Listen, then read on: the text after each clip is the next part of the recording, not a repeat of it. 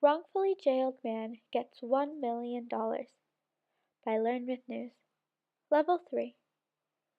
Lawrence McKinney was sentenced to 115 years when he was 22 years old, but was released after it was proven that he was innocent of the crime.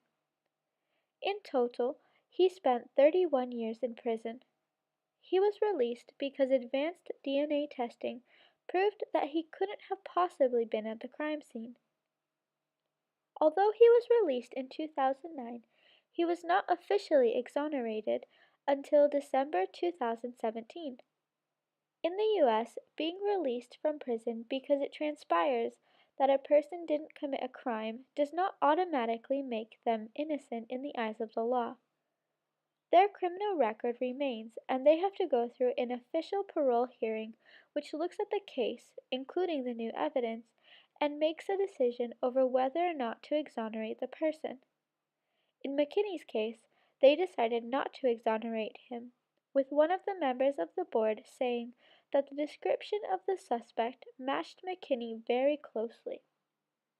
McKinney was arrested in 1977 when a woman identified him as one of two men that raped her in her apartment. In 1978, he was sentenced to 115 years in prison for rape and burglary. In 2008, DNA testing of the victim's bedding discovered 3 individual people's DNA, none of which were his. As a result, his conviction was set aside and he was released in 2009.